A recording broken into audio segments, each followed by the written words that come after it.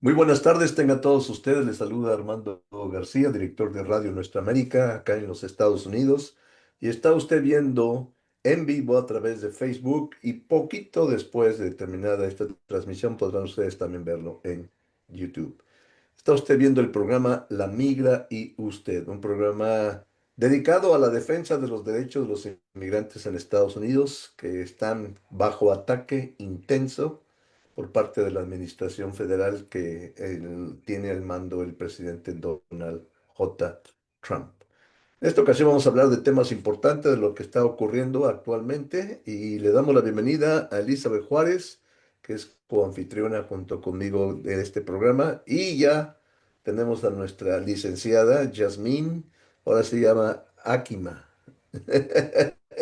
Tiene el nombre de Akima. ¿Por qué dice Yakima? Ahora Akima. Bueno, ahorita nos va a explicar todo eso, por qué tiene el nombre de Akima. Muy bien, bienvenida Yasmín, bienvenida Elizabeth. Los micrófonos son suyos. Muchas gracias. Pues vamos a tratar hoy un tema que nos sugirió Yasmin, debido a que está pasando algo bien preocupante y pues cruel, una crueldad más de la administración de Donald Trump, ahora que están tratando de deportar niños en las cortes de San Antonio. Entonces, pues cuéntanos qué es lo que has estado viendo, Yasmin, porque de verdad que ya cuando pensamos que las cosas no se pueden poner peor, llegan estas noticias y que no las he visto además en los medios, ¿no? Entonces, sí es bien importante tratar este tema. Yeah, we have to switch to English because Patricia is here. Okay, Yeah. Okay, I'll switch into English. Yeah, Not a problem. yeah. All right. Okay. How you doing, Patricia? Welcome. Okay. Yeah. Um, well, this is what happened. Apparently last week there was some rumblings about how Trump was trying to make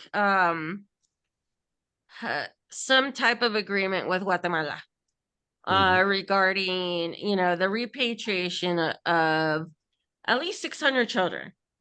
Um, but they were rumblings. It was expected that something was going to happen, but we weren't sure when. Of course, it happens during a holiday weekend at 2 a.m., where I believe they grabbed about anywhere between 80 and 100 children, ranging from the ages of 10 to 17. They from here in San Antonio, they got them up, they drove them all the way to Harlingen, they put them on the planes, and thankfully by the time they tried to take off, a court pretty much put a stop to all of that. But apart from making sure these kids weren't deported, what a lot of information that isn't being reported is the fact that these children were unaccompanied, which means they came in by themselves, um, and they were either in the process of waiting for their court date, or they were in the middle of their court date, or they had already applied for asylum, because unaccompanied minors are allowed to apply for asylum and interviewed by an asylum officer, not by the immigration judge. And those who aren't requesting asylum also qualify for what's called special immigrant juvenile, which is where, one or both parents have abused, abandoned, or neglected the unaccompanied minor. So these are children who hadn't even had their day in court or the ability to finish their process. They were just being picked up and pretty much deported back to Guatemala. And many of these children were orphans. They didn't have anywhere to go back to. We didn't know who they were going to be reunified with. And, the biggest concern is trafficking. Mhm. they're being returned to Guatemala to be trafficked, pretty much. So, and there's supposed to be protections in place here in the United States to make sure these children are allowed to, qualify if they qualify either under SIJ or, asylum or even trafficking, because we know a lot of that happens too. And that was taken away. Their due process rights were taken away. And thankfully, um, a lot of attorneys got together and were able to stop this and prevent the Trump administration from deporting these children who were, we didn't know where they were going to go other than back to Guatemala. And now it's coming out that Guatemala had not agreed to this, at least not to the extent that it's been reported. So the cruelty just continues, because my first thing is, what was going to happen to these children? I know some who were like, I had heard that some were 12, 13, 10, who were orphans, who didn't have anywhere to go. That's why they came here. There were, kids who were saying they were afraid to go back. So why is the Trump administration trying to deport kids who already have no protections because they came here unaccompanied, so they don't have family or anyone who can, hire an attorney for them, which is why they're, in a detention facility, why they're waiting for fosters, why some of them are waiting for reunification, because, they don't have anyone. And in the middle of the night, kind of like what they did with the Venezuelans who they sent to El Salvador, they were going to do the same. So it's just another example of the cruelty that's ongoing right now. And just when you think something is, can't get any worse, Yeah. it gets worse. Were And you where able were to these save kids? the 80 children? Were you able Yes, to? they were. All of them. There was Okay. a temporary restraining order put in place for the next 2 weeks to prevent, not only those 80 children, but all 600 of them that were, I guess, labeled to be shipped out, at least for now. But it wouldn't surprise me if the Trump administration tried to do something, sneakily to, deport them anyway. And where were these kids located? Were they all in Texas, or are they all in Texas? Yes. There is a detention facility here in San Antonio that is specifically for unaccompanied minors. It used to be known as Baptist. I saw the name on the news the other day, but I don't remember. But yes, at least the 80 that were removed were from San Antonio here. I don't know if, there were any more here or, located in other parts of Texas, although I believe the vast majority of them are located in Texas. Because Texas is the state that likes to, mistreat immigrants. Yeah. The worst. So, yeah. And what are talking about the mistreatment of immigrants in this state, what are the incarceration conditions of these kids in that detention center that you mentioned? There isn't much information right now, but my experience has been that it's not that great. I've been doing this since 2007, and in the first few years that I started this, we had a huge influx of unaccompanied minors who were held at Lackland Air Force. And there were kids who were beaten, who were abused. I saw videos and we had video evidence. But it was all, kind of pushed under the rug, unless, I do believe there was like 1 or 2 cases who did have a chance to have their day in court, and the kids were actually allowed to get U visas, but it was a struggle because they tried to deport some of those kids. So, I mean, the cruelty towards unaccompanied minors isn't new with Trump. It's been happening since Obama. And but it's like more so now. We're seeing, that cruelty out in the open. And, the thing is, there are, court orders in place that are meant to protect the kids, and they're blatantly being ignored. I Okay. remember that during the Trump administration, there was a very concerning uh, report about a lot of sexual abuse against many kids that were coming massively through the border.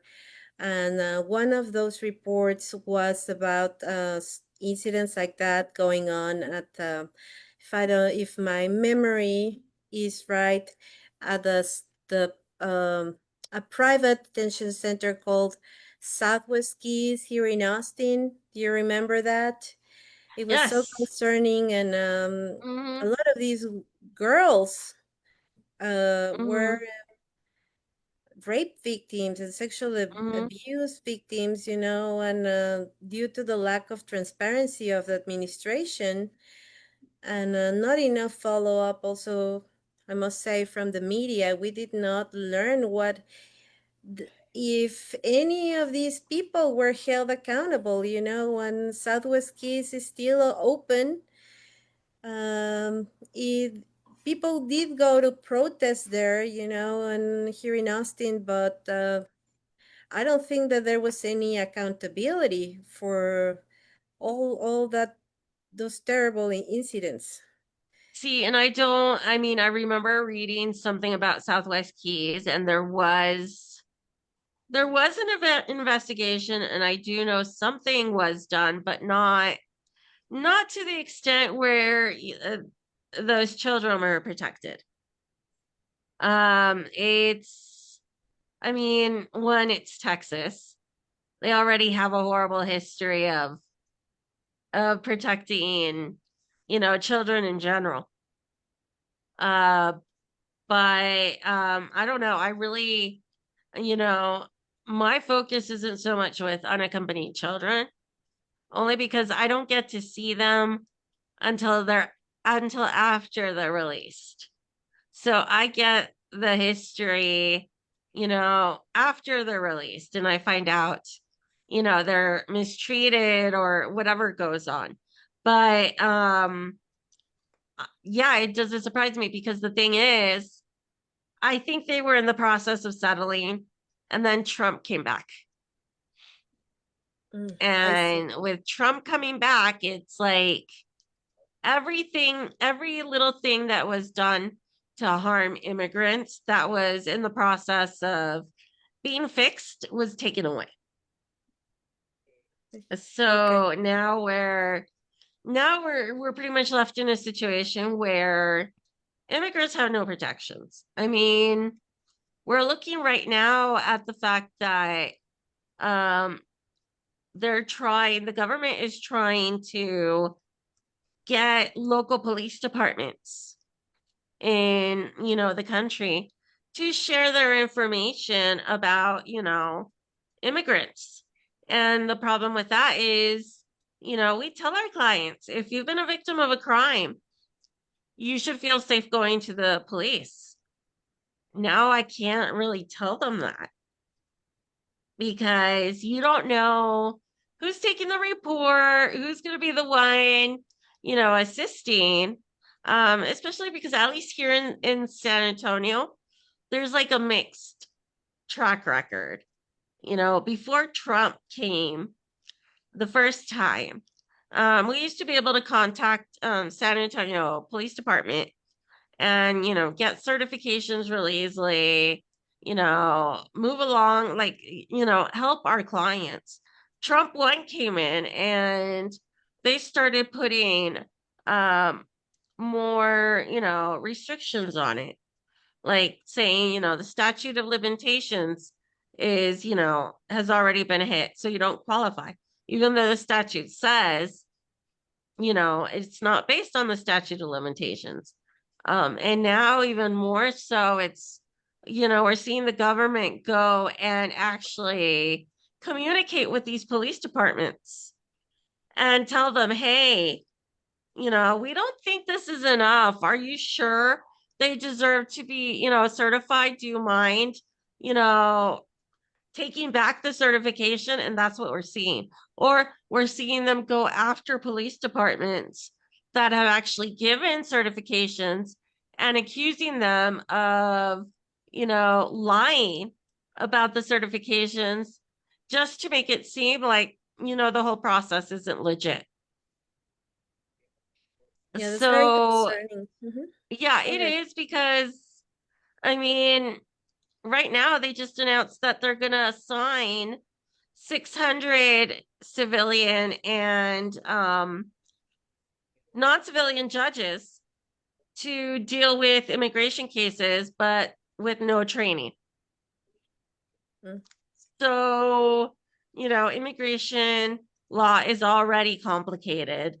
And I tell people it takes about a year to even get some kind of basic understanding. They're bringing in people, lawyers, and then officers and stuff who, have their license but have no immigration training. Imagine the storm that's going to cause. Yeah, and going back to what you were saying about the cooperation or lack of cooperation of some police departments, depending on Mm-hmm.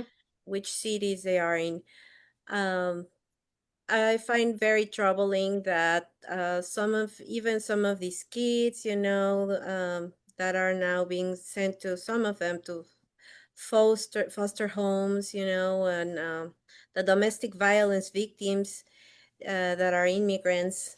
If what is going to Mm-hmm. happen to them when they call the police? How are they going to be treated? Are they going to take away their families? And Mm-hmm. that really leaves a lot of kids and adults in danger, Yeah. as because they're gonna be scared of calling them, not knowing if the cop that takes the report is gonna want to run an immigration check on them, regardless on and even if we have seen Mm-hmm. so many cases already of people who have a status that have been arrested.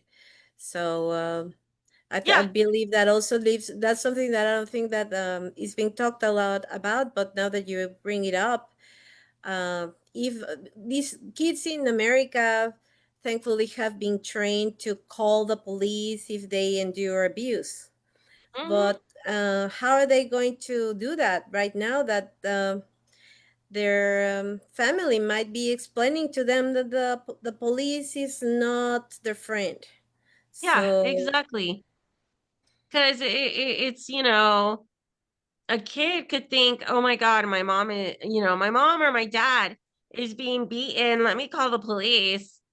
They might think twice about it, especially given all the horror stories we're hearing around the country. I mean, I have one case right now where, you know, this poor, woman had, suffered years of abuse. And since she was 16, because her quote unquote spouse was 20 years older and a Really? citizen. And, she managed to get away even after she had a child and everything. And Trump comes in and, you know, the spouse decides, I can take away your child now because, a judge is going to rule in favor of me instead of you because you have no status. yes. Yeah. And, given the situation, that's possibly true. Yeah, absolutely. They right now the balance has tipped against a lot of victims. So Yeah. Yeah. especially when we think about the kids, that are trying to now incorporate themselves to some foster homes that not are not always safe. that No, is a huge concern, like who's gonna be on their side, who, because even if they have social workers advocating, sometimes they have so much going on, the system doesn't always work for them, but especially in this time, I think that it's especially just in a, Texas. I mean, I hate to jump on Texas, but Texas has made it worse. yes. Yeah, and Yeah, I don't have the numbers, but I wouldn't be surprised to hear that this might be one of the states that has a larger traffic yeah, of kids crossing the border. Uh, yes. because I've always heard that that's the one of the easier paths to come through the border, despite of the fact that there's cartels on the other side of Texas, very dangerous cartels. But a kid that doesn't always understand that. So Mm-hmm. they already Yeah. endured so much, and now they come here, and like you said, they're now the government is trying to return Mm-hmm. them to Guatemala. And another question I think that needs to be asked is, are these kids actually Guatemalan? Because they were seeing that the government is deporting people to places where they do not have any connection to. So it's just And disastrous. that's a good question because you don't know. And then a lot of the kids, if they are from Guatemala, probably don't speak Spanish. They speak Mayan. Oh. Mhm. Mm-hmm. They speak Mayan. So yeah, there are a lot of issues with that because, if they're not given their day in court, if they're not, if the protections that are put in place are ignored, you're pretty much sending the kids back to be abused. I've always wondered why this country, that I still want to think, that once upon a time this was one of the most progressive countries for human rights, and unfortunately right now we're heading on the opposite direction, but I've never Mhm. understood why all these immigrant kids have been such largely ignored, Yeah. this is why one of the reasons why I had an interest in getting in touch with Witness at the Border, which Hmm. Hmm. Patricia Raz is part of, because they were one of the few groups that decided to go to Tornillo, Texas, to see the children detention center there, and while the Hmm. rest of the country was normalizing that kids were being detained in these tents that remind me so much of Alligator Alcatraz. So, Hmm. uh, And yeah. just briefly, sorry, I No, don't no. mean to interrupt, which is why I think it's really important to, you know, if you're like the type of person that likes to read the news and likes to read up on things, avoid mainstream media. Avoid mainstream media and look for, sources that are true. Mhm. Because I mean, I look at media just for noise in the mornings, and I'm noticing more and more the way they phrase things, the way they, mention things. It's really feeding into that frenzy of, immigrants are bad, you know, the tariffs are good or whatever, and all this stuff just to get ratings.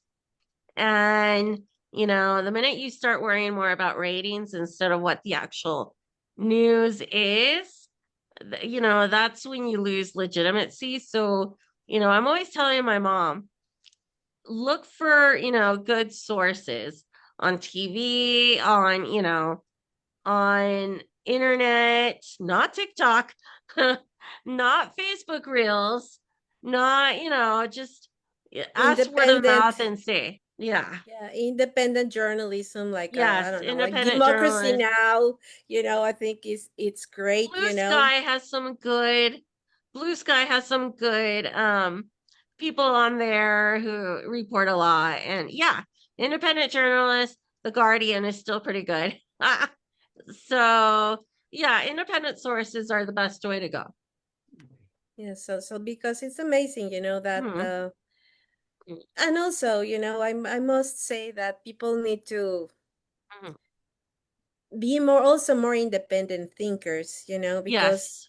we we are just giving away our critical thinking, and to Hmm. any kind of influencers, and if that influencer doesn't have an interest in certain subject, it's being Yeah. largely ignored, like this situation that has been going on with the mistreatment of kids for a long time, of the Yeah. immigrant kids. And I just it's for me, it's hard to understand, how people have Mhm. normalized all these things. And that's why I applaud the existence of groups like Witness at the Border, because they Yeah. have not conformed to mainstream media, and to what should be done, and how all these subjects should be tackled. Yes, So exactly. And I'm going to go on ahead and say goodbye, if that's okay. Okay. no, thank you so much for coming, and regardless of you not feeling well. Yes, So Yeah. we will see you in 2 weeks. I think Thank you so Patricia has a much. Yes, question. You have a question, Patricia? yes. do you Yes. have any recommended sources in English for immigrants, especially kids? We don't, I'm here in Southwest Florida and we don't get anything. Um, I know they did away with a lot of them. Um, usually, Kind, I think is the name, KIND.org is a good resource. Um, I'll look into it and try to see if I can send you some sources. Not to mention, I have contact with a lot of Florida attorneys Oh, who do good. this type of work and see, what they can give me. Okay, great. Thank you. Yeah. You're welcome. Yeah. You're welcome. Okay. Take care. Get well. Thank you. Thank you so much. Yeah. Thank you for coming. Thank Oh, you. you're Take welcome. care. Bye. Bye. Bye bye. Hello, Patricia. So nice to see you again. Hi. The important things are happening in Florida. We got the great news that a judge ruled against the operation there in Alligator Alcatraz. So Is I'm that sure that true or is that a rumor? The judge ruled they're pulling stuff out. Word has it that there's very few, if any, detainees left. But DeSantis and his friends are not closing the door on it. They're saying that it's costing I think it was a couple of $1 million to haul the stuff out, and it's going to cost that much to bring it back in. So if they're already thinking that, we just don't know. They're pulling stuff out in the middle of the night. There's helicopters landing and taking off in the night. Fortunately, we have somebody out there who sleeps there with a dash cam on, so we get the information. But it's just shrouded in secrecy. It's Are they dismantling the whole complex there or what do you know? But we're seeing a lot of like HVAC, air conditioner stuff, generators, fencing, what looks like tents coming out. But someone flew a drone over last weekend, and it showed that there was still a whole lot of the tents and the FEMA trailers are still in there, Mm. and there's a lot of them. So I think it's yeah, so that couple our weeks. audience can know what is happening, why this judge ruling happened. Um, the Native American nation that whose territory was occupied by this facility sued them for environmental reasons and also because they are illegally using that land. I'm gonna try to say the name of these indigenous nation. Thank you. I have a hard time with it too, and it's just very simple. But Which one is that? the Miccosukee. No. Yes, there was a lot of damage, environmental damage being going on there. I read on the news that there are a lot of panthers that have been affected, and there's a lot of alligators in that area, and all the light, because they have these lights turned on 24 hours a day, and that was having a huge impact on all these panthers that are night animals. So this is a reason why this judge has ordered for this facility to be shut down in 60 days. It is really not because of human rights reasons, even though there were 2 more lawsuits against this facility for human rights reasons. But the one that succeeded first was this one, by this indigenous nation. So hopefully they will follow the ruling of this judge, because this is sort of emergency protection for the land in there. So you do see that there's a lot of movement taking out the equipment, and do you believe that they're taking out transferring all these detainees somewhere else, Pat? From what I'm hearing, a lot of them, or maybe most of them, are going to Chrome, which is just north of Miami, which was horribly overcrowded before this.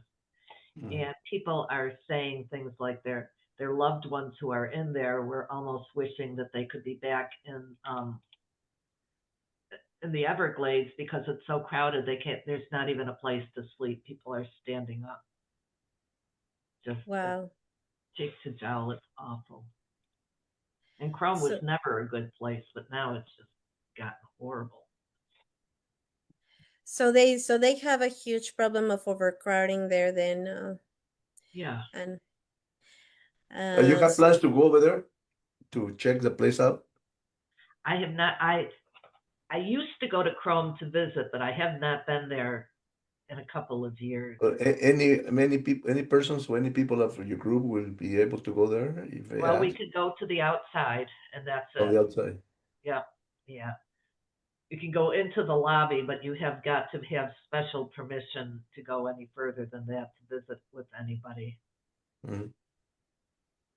So, And are people, do you still see a lot of influx of Trumpians going over there to see what's going on, or is oh that my Lord, stopping? that has slowed. The families taking pictures have slowed, and maybe because it's the end of summer. But what we've noticed is that people are driving by. They're more hateful than ever. They will screech to the side of the road and come and scream at us for reasons that make no sense at all. It feels violent. There's not been an incidence of violence, but it's in the air. The menace, you can feel it. And for the life of me, I don't understand. But yeah, it's still bad. That's what was one of the questions that I had prepared for you is, um, do you ever have conversations with people that are aligned with Trump about what is happening there? Do you see that there's a race in among the people that you talk to in a normal basis, in a daily basis, about the support to all these, or is it changing? What do you see? What I'm hearing is just absolute hateful stuff coming from them. These are the worst of the worst. It was me and a younger woman a couple of weeks ago sitting out there, and these two, they were probably middle-aged, big guys, screeched, we were sitting, stood in front of us very threateningly, screaming about rape. They were all just a bunch of rapists in there, and you're going to let them out, and I mean, they were so obsessed with the. I mean, we got the rapist in chief in the White House for Christ's sakes, but they are buying that whole line of these are the worst of the worst, and they're going to kill you. They're in your sleep. They're going to rape your daughters. They're going to do this. They're going to do that. No, as you were saying before, no critical thinking whatsoever. Just hook, line, and sinker. Whatever comes out of Trump's mouth, they swallow. Yeah, one would think that after all these huge conversation about the Epstein files not being released and all these very obvious protection of Trump to Ghislaine Maxwell and trying to avoid at all costs the further investigation, that people would open their eyes and they would see, that they've been deceived, and that they have to be more concerned about, like you said, the rapist in chief, in office, than these people who have not been charged formally for most of them, for any of these crimes, that are being accused of. But it's the tide is still not turning. You would think that a lot of them would start to open their eyes, but some of them have. There's a lot of talk about it online, but the tide is still not turning. And then, do you feel safe around, a regular guy, a regular white person in Florida, with you having pro-immigration views? Um, so far, yes. I don't wear T-shirts that emblazon it or do anything to call attention to myself when I'm out and about. Like normally, when I'm there, I do. But I don't know. It's hard. You look at your neighbors, and think, how can you think such a thing? What's broken inside of you that you have such opinions? But I was just talking to somebody yesterday who got his green card. He's from Turkey. It worked. He had no problem whatsoever. He's here. He does not feel threatened by getting picked up. He's very light skinned and, clearly not Mexican or Guatemalan or any of that. So I don't know, for white people it's still a breeze apparently. They're not picking up Swedes or English people or all of that.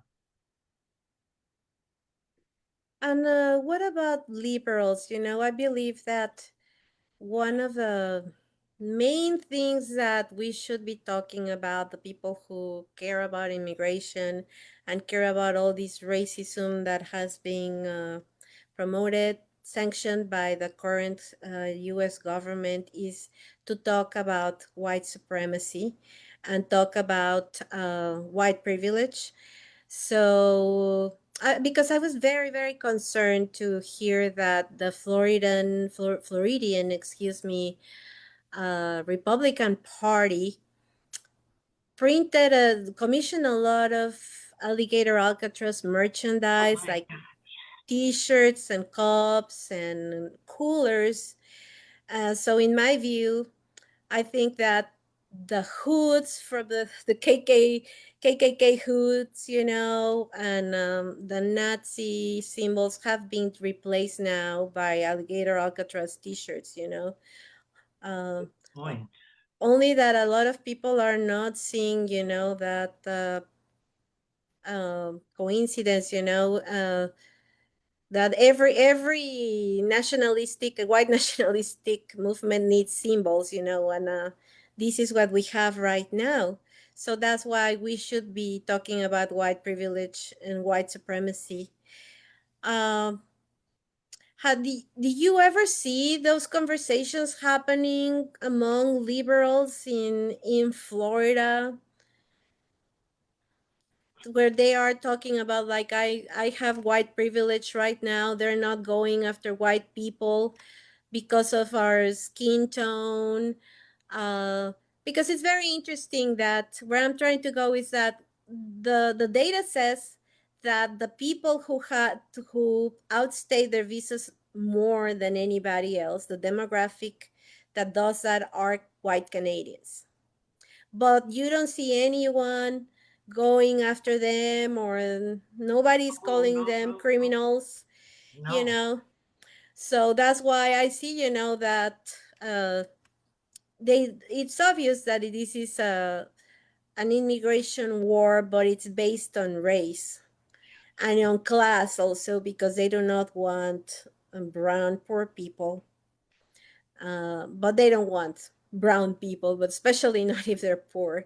So Right, that's why I right. was asking if there are any conversations on white privilege, where people are realizing that, because I believe that if we do not start having these conversations, without fear, and without being aggressive, just putting it out on the table that exists right now, nothing is going to change, even though Trumpism would be completely defeated, outlawed, and, a lot of them would end up in prison, as it should happen.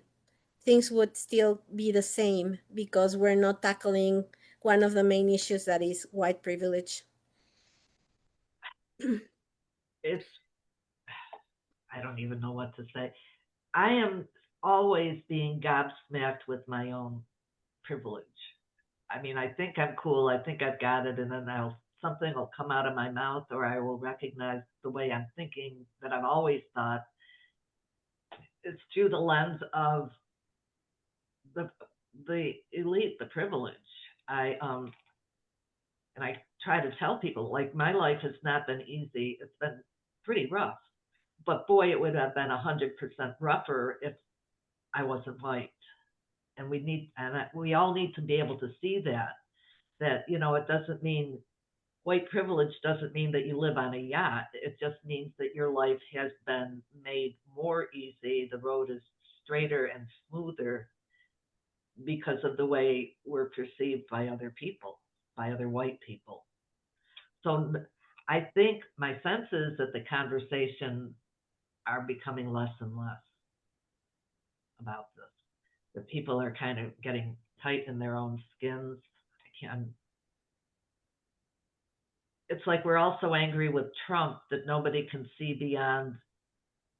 That's the main problem, but the societal problem of the entrenched racism that just. I know I'm not explaining it well, but No, you're being completely right on.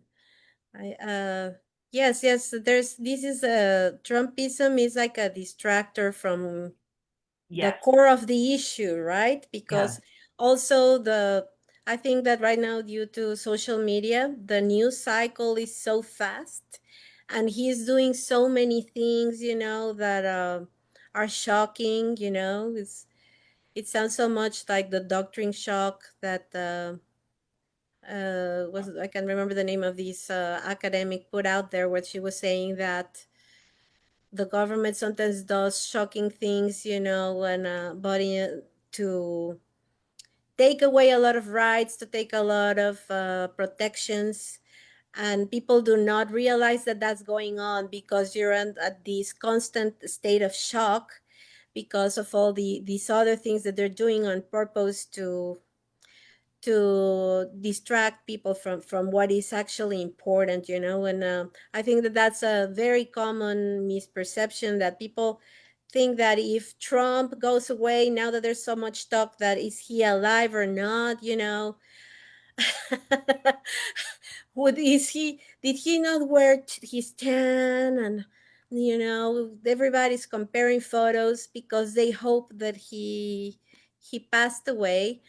But in all honesty, there are people who might replace him, and do worse things, oh even if yeah, he goes away tomorrow for any reason, even if they impeach him, if they put him in prison, or if he steps down, for health reasons.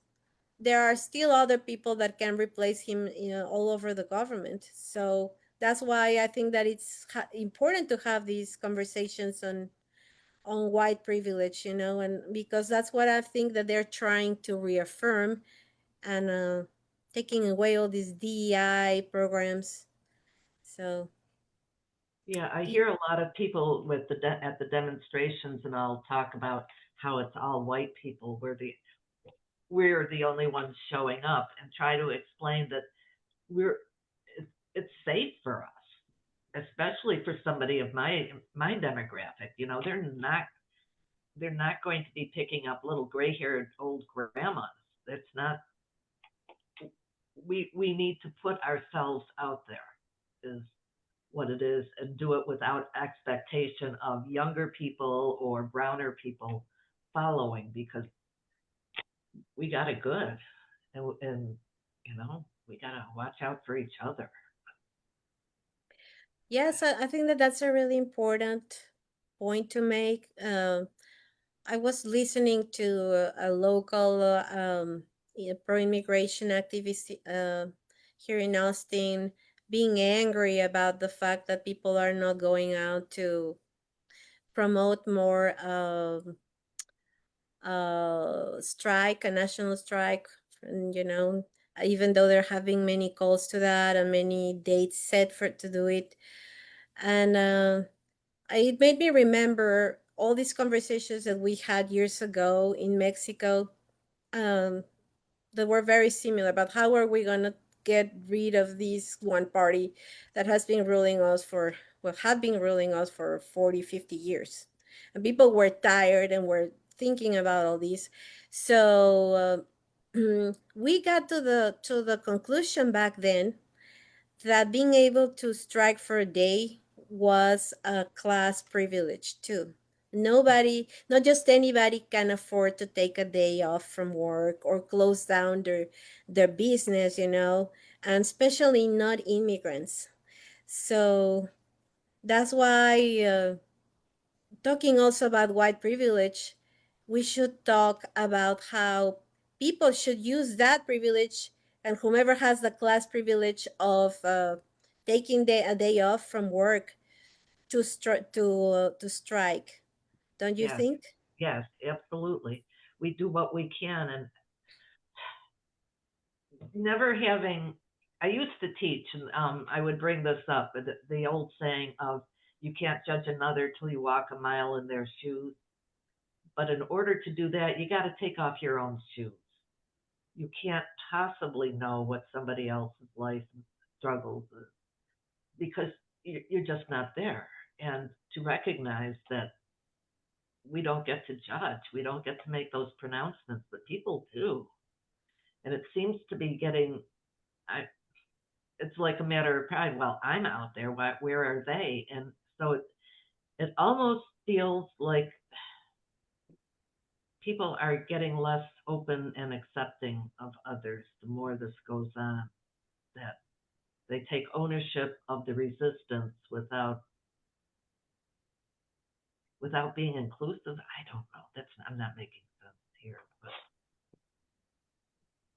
Well, no, I see what you're going, and I would add to what you're saying that it is to everybody's best interest to get organized, and protest and do a national strike, if it needs to be done.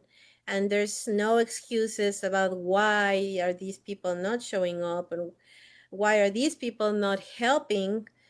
Uh, because one thing is like we have a lot of divisions and things that we have to overcome, like the language barrier. That is something that is very, very damaging right now, I think, to the immigration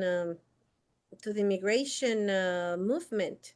That people cannot communicate, how they feel with white people, and somehow we have to find a way to overcome that, so that instead of judging, like you were saying, we can try to understand and be more empathetic about why is some people in our society have all these obstacles to to protest, to even show up to an immigration meeting, when they know that, for example, here in Texas, most of the arrests are done during a traffic violation. And a lot of the immigrants that are arrested during these moments are being arrested and taken to county prison and then jail, I mean, and then to an immigration detention center. So they cannot even risk going sometimes for to pick up their groceries. It's that bad. That's what I'm hearing here in our community. So asking them to show up to a protest uh, isn't, just shows that disconnect, Yes, that yes. that is happening.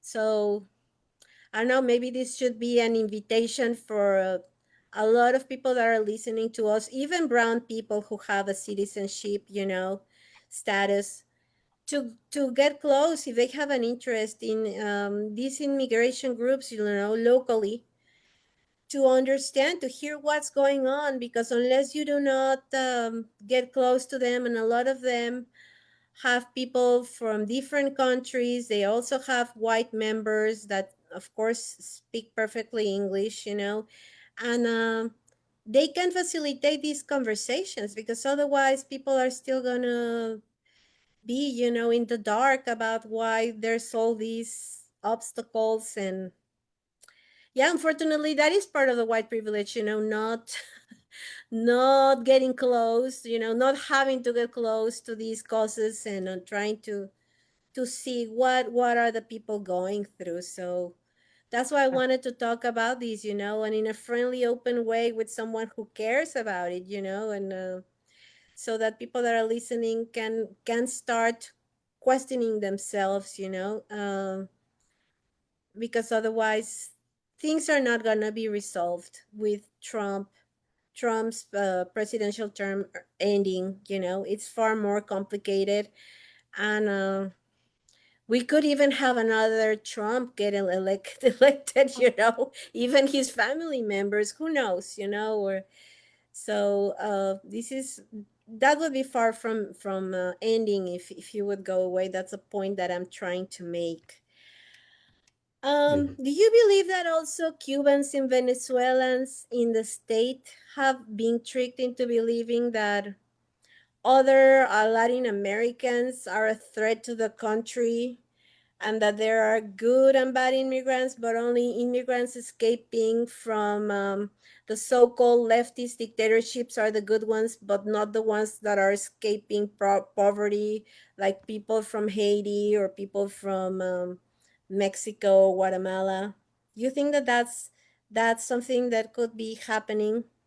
I have heard that there is a hierarchy of people who are immigrants, with Cubans being at the top. And In political places, right? There in yeah. I mean, in look at Florida. Marco Rubio. Yeah, that is And name. they're Mhm. Yeah. Go ahead, go ahead. Oh no, but that's what I'm hearing. But again, I don't get. I'm trying to think. I don't know anybody from Cuba anymore. But I know folks from Venezuela, and they don't seem to share that elitism. Many are here on asylum, and I worry about them. And they assure me that they're going to be all right because they have money. And I'm what you were saying before of who is getting picked up are the poor folks. That's interesting. So they also think that because they have money, and that's important for the regime, that for people, poor people, to not turn into a load for the system, they have better chances of staying. So Yeah, and they can probably pay off whoever needs to be paid off if we're at that point. I don't know that we are, but yeah. well, that's just so shocking, but what you're saying. But then I thought immediately after you said that I've been hearing a lot of really, really concerning things about a lot of corruption in Miami, and Florida in the judicial system. That we were talking about Epstein earlier, and pretty much the mishandling of the Epstein case in Florida is gross. Mm. And so now you're giving us information that adds more to that rhetoric about how the judicial system there does favors the rich, Oh, like completely. Epstein, because there were a lot of instances where he could have been stopped and handled in a different way, but the Florida authorities chose not to, and one of them was Pam Bondi. So Yeah, yeah, if we connect the dots, things get very dark, right? yes, they do. Wow. Yes, well, it's very interesting, because I see that even among our community, there's these, well, the different, and I'm not going to say there's only one immigrant community, but all these different demographics like Venezuelans and Cubans, they have a hierarchy, like you said, that's a very good way to put it, that where they have decided who gets to stay and who doesn't get to stay, and everybody else that is not from their country is a criminal. That's the way that a lot of they think, there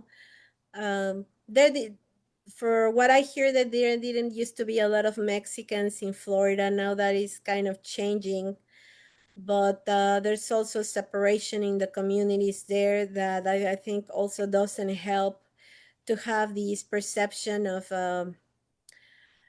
whether or not they have committed a crime, and what is the worst thing is that I even hear some conservative people that got here in the U.S. by applying for asylum. I heard someone yesterday in a very famous show, and he was saying that some certain people should be deported, but not him, because he was a Maduro opponent, and they were harassing him in his university. But the rest of the people should be deported. So it's amazing how we have been trained to think that only some crises matter, and then poverty, or like the cartel problem that exists in a lot of countries, even in Venezuela, doesn't matter. That's not a reason to apply for asylum. That is not a good reason to escape your country. It's just very complicated and, you know, uh, unfair, the way that what the rhetoric that tells us about what a good immigrant is and what a bad immigrant is, even the fact that in a country that is built on immigration, we are labeling people like that, is very concerning, don't you think?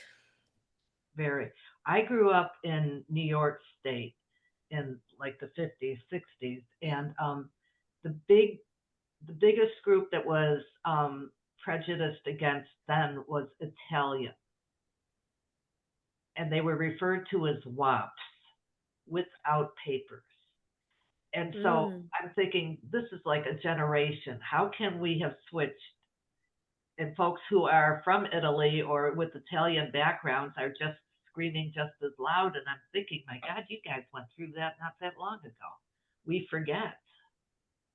Yes, and I remember also reading that the Germans also were very excluded. Of course, Chinese people during the Chinese Exclusion Act, Yeah, Germans during World War I and World War II, the Japanese people that were sent to concentration camps during World War II. That is also, a way of discrimination against people who were from all those ancestries. And now we have reinforced the strengthened the discrimination against Latin American people due to all this rhetoric of criminalization and the hatred of poverty that won't go away, unfortunately, due to the people in power. You know, when we hear Christy Noem every day on social media with these horrible ads, calling people to self-report and in a way calling them uh, criminals because they enter the country, you know, and without papers, when a lot of them do not even have a formal charge because not every single entry to the country is illegal. If you come here with a visa and you overstay your visa, that is not a crime. Only when you come through the border, you know, without a visa, that's what is a crime, but not when you overstay a visa, which is the number one way that people enter the country and stay.